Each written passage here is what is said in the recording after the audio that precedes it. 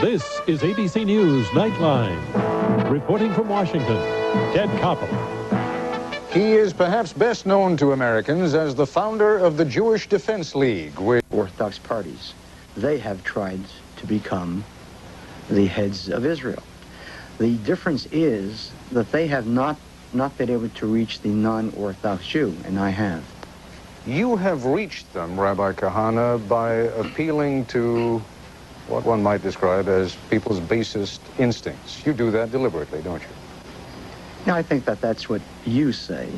I have reached them because I have made a very clear statement that Zionism was created as a Jewish state, and a Jewish state means a state in which a majority shall always be Jewish. Yeah, but in and of itself, Rabbi Kehana, in and of itself, sir, that is not, excuse me, in and of itself, Rabbi Kehana, excuse just one me, second. however. Yeah, I'll tell you what, let me ask the question, Rabbi Kehana, and then I understand. No, but I have to answer your original question. Then let's make sure you understand the original question.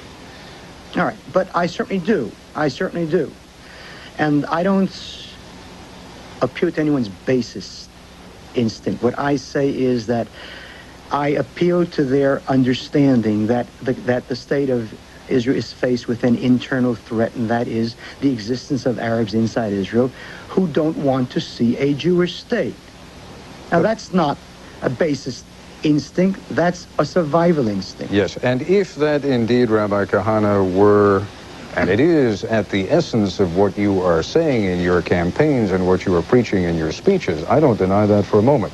It is the manner in which you say it. Fundamentally, what you say is not all that different from what many Israelis believe. It is a Zionist state. It was intended to be a Jewish state.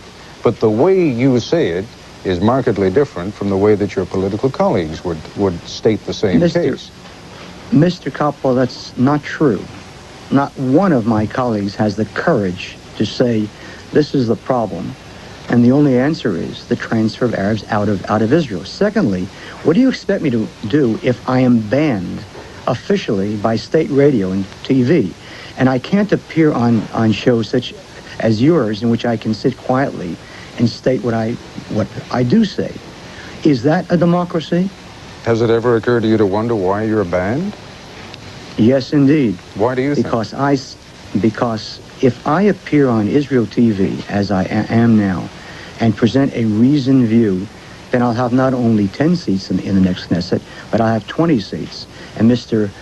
Olmart's party, which was once a party of Mr. Begin, which once did the kinds of things that I say should be done, is terrified that I'll take voters from them. That's the reason. Let me suggest an alternative theory. If you were to put forward your ideas in the quiet, reasoned way in which you're doing them right now, you wouldn't stir up those youngsters the way you do. You wouldn't get the kinds of crowds you do at demonstrations. People might not pay attention to you. That's certainly not so. I would get twice the crowd, and furthermore, why don't you try I would also reach, because I'm not allowed to appear on radio and TV. No. I mean, why don't you try it in public? Try what in public? Try the quiet. Try what in public? Try the quiet, reasoned approach in public. My dear Mr. Koppel, in Israel, at a public rally, nobody tries a quiet, reasoned approach. Everyone at rallies are not lectures. A rally is a place in which one does try to reach the crowd, and you reach a crowd, not a quiet lecture. But if I think that by trying the quiet, reasoned approach, if by using somewhat less incendiary language, Rabbi Kehana, you might have access then to Israeli radio and television, wouldn't that be worth the price for you? No, because I was banned from Israel radio and TV long before this year. So therefore, I think what has to be made clear is that Israel is not a state in which all views can be heard, whether quietly or not quietly. Israelis, especially those who are in power, fear my asking them the following question: do the Arabs of Israel have a right in a democracy to sit quietly, democratically, and have enough babies to be the majority? They're afraid for me to ask the question: Israel at this moment, without Kehana in power, has a law which allows only Jews to become a citizen just by asking for it, and which doesn't allow non-Jews to rent state land. Now, those aren't laws made by Kehana. Those are laws made by the original Labor Party 37 years ago. All right, let's take a break now. As correspondent Bob Zelnick noted earlier, more than half of Rabbi Kehana's new support in Israel comes from members of the conservative Likud party. When we come back, we'll be joined by a leading Likud member of the Israeli parliament, Ehud Olmert, who disagrees sharply with the ideas of Mayor Kehana. Our New York studios is Ehud Olmert, a member of Israel's conservative Likud party and of the Foreign Relations Committee of the Israeli parliament. Mr. Olmert, let's get right to the central point of what Rabbi Kehana professes to believe and indeed preaches. The notion that ultimately the Arab population explosion is going to put Israel in a position where it may cease to be the Zionist state that it wants to be, where Jews will simply be outvoted in their own land. Well, this is entirely incorrect. First of all, the Arab inhabitants, resident citizens in Israel are only about 700,000 out of over 4 million people. And the chance that they will become a majority at any time in the future is such a remote possibility that in no way does it justify the philosophy and the principles that he is trying to preach for. That's begging the question. Let's assume for the sake of argument that in the next 10 or 20 years, instead of being 700,000, there are 1.5 million, 2 million. Enough that they would represent a considerable political force in Israel. Doesn't that worry you as an Israeli? It definitely worries me. The question is, what is the manner in which you deal with this problem? And what's your answer? I mean, Rabbi Kehana's answer is clear. My answer is a traditional Zionist Jewish answer. And here I want to call for some attention. From the first day of the creation of the Zionist movement in the State of Israel, it was clear to all of us that there will be a minority of Arabs living in the State of Israel as full citizens, as they are from the first day of the state. Herzl thought about it, Nordau, Jabotinsky, all the ideologists of the Zionist movement from its first day. And the idea is that they ought to live together with us in peaceful coexistence as full citizens of the State of Israel. We hope that as the time passed by, many more Arabs, those who live in the State of Israel, will learn to live with us. And many of them indeed do. As fellow citizens? As they are fellow citizens. With equal voting rights? They are with equal voting rights. And what if one day they are no longer the minority? Well, you know, this is a possibility.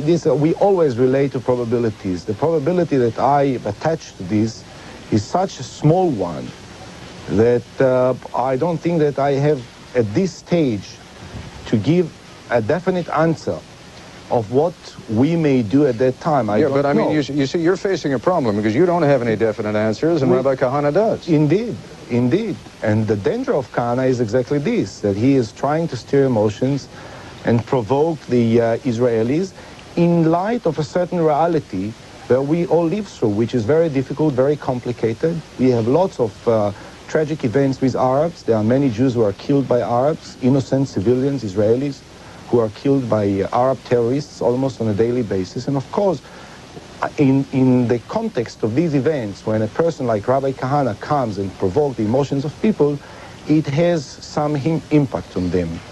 Yet I think that the attempt made to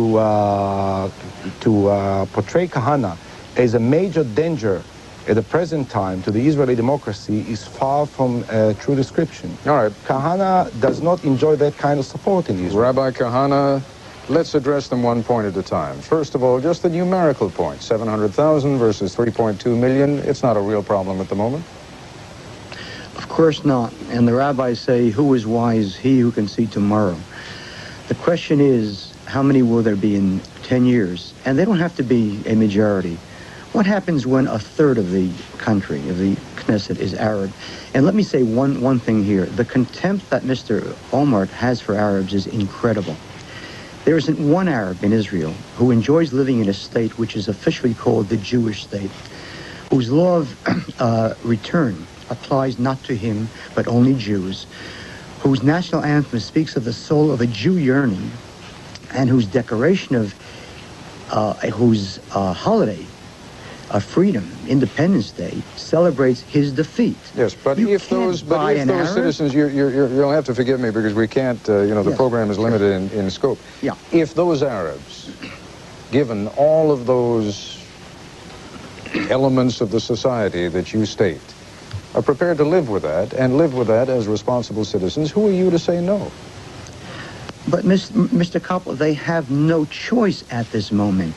They sit angry, bitter, gritting their teeth. But you're not waiting. But you're not offering them a choice.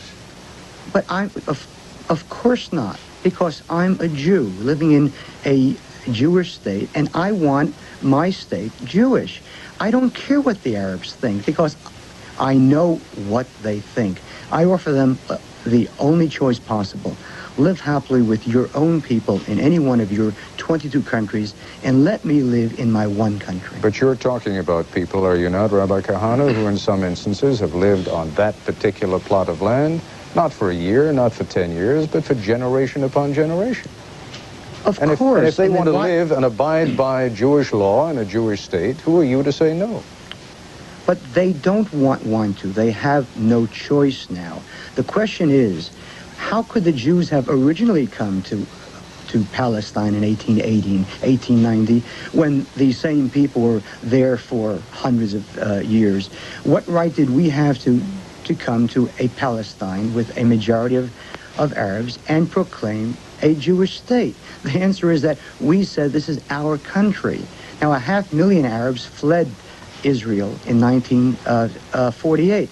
The pity was that all did not flee, and thus save us from a tragic Northern Ireland which is building up. All right, a quick reaction from you, Mr. Omer. We're rapidly running out of time. Yes, well, Mr. Kehana is trying to challenge the fundamental principles of our moral existence. National minorities exist in many countries, and Israel is not singled out in that respect. And ever since the creation of the State of Israel, we tried, and very successfully, to keep democracy in Israel while granting all the rights to the Arab who live with us as full citizens. And I believe that the overwhelming majority of Israelis from all sides will continue to seek this. That is, to live with Arabs together, to find some kind of a peaceful coexistence with them, which may then influence also those Arabs who live outside of the State of Israel. All right, Rabbi Kehana, you had the first word. I'm afraid Mr. Omer is going to have the last word because we're out of time. But I thank you very much for joining us, and Mr. Omer, I thank you.